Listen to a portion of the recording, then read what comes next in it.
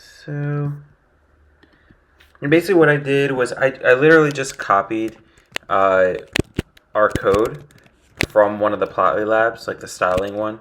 Right, you can see import Plotly as graph objects.go. Here we just have some of the data, and here we have a trace, right, our bar chart, and then we have this text position, blah blah. This is our styling, then we have our layout, then we have our figure. Okay, so this is just a Plotly chart. And you take the figure, then kind of to work it into Streamlit, you just take the figure and you pass it into st.plotlychart, and then I can just do import Streamlit as st up top. All right, and that's it basically. And then I can do Streamlit run, and then the name of the file. So that's plotly.py in this case. All right, and now it will run. And here's the chart. Okay. So what I recommend doing is essentially like first build the chart out in a Jupyter notebook, and then you can translate it, move it over to Streamlit from there. Now, the nice thing about Streamlit is that it has like these widgets. So let me just show you a little bit about how that works. So yeah, we can which one is it? I'll just go over here. It's this practice.py. Let's boot this up. So do Streamlit run practice.py.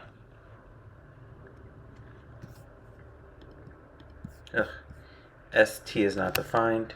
Why? So the error message is actually pretty good, right? It's telling me this ST text input, and we can probably guess the error, right? I just don't have it up top here. Import Streamlit as ST. Let's refresh. All right, so let's kind of see what's going on here. So we have this text input. That's this thing right here. st.textInput produces for me this like search bar, and now I can just type in like FR and click search, and you can see it's filtering for Fred, right? And if I want to do clear, then they're all back, and then I can just type in like Sam, right, and click search, and now it finds Sam. Okay, and again I can just do clear, and we're good.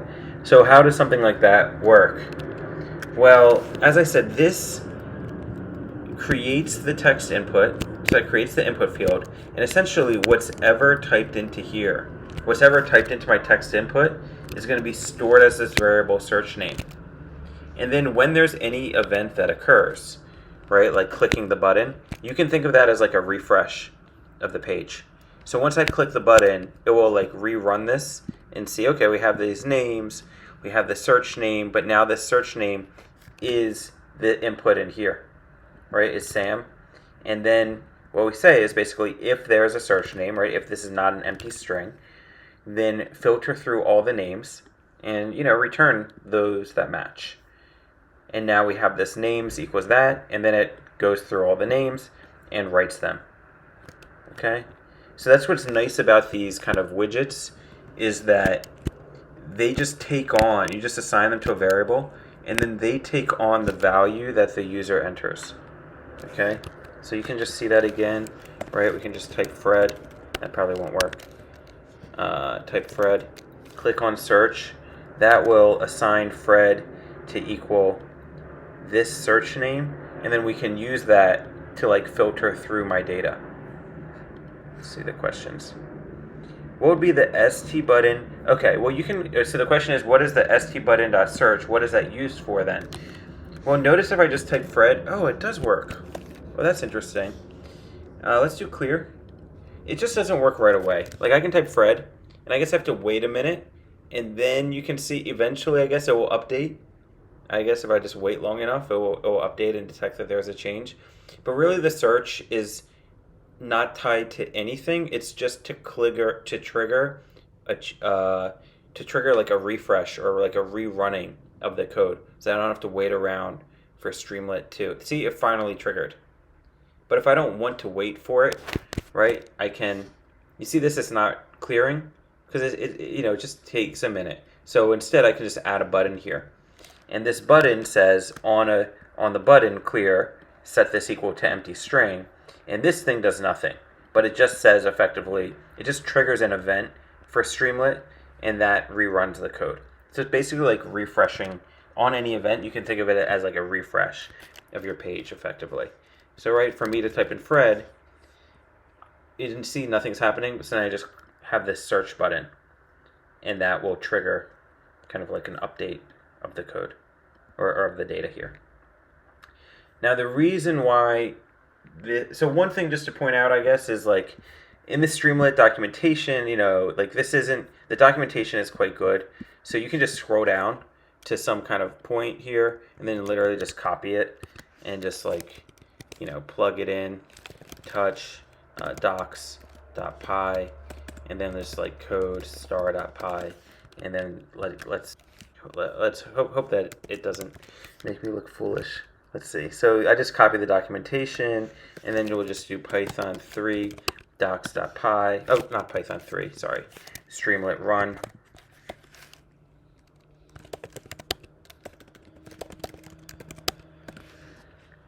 And then press return.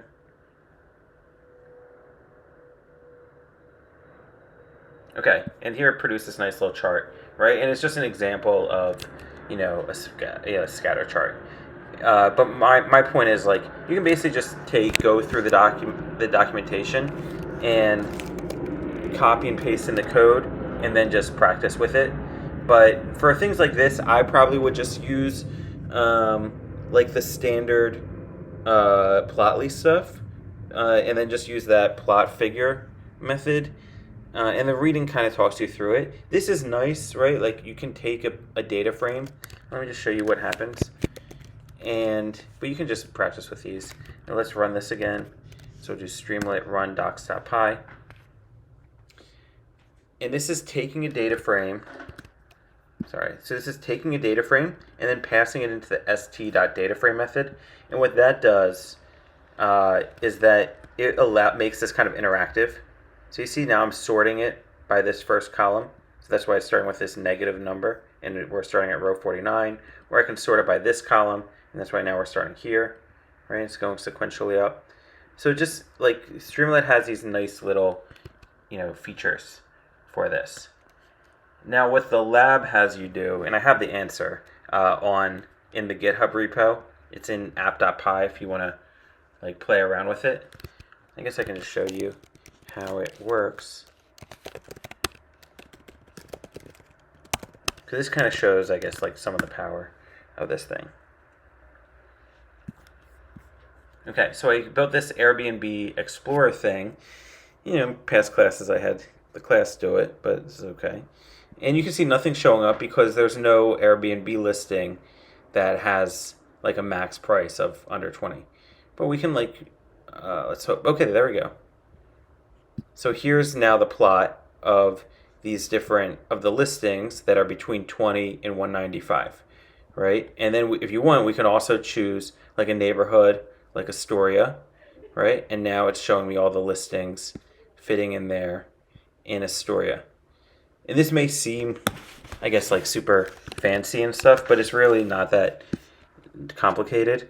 All I'm doing is I'm using their slider thing, and this is setting default min and max value and saying how the step is just the increment, right, that we move by. So this is moving by 25.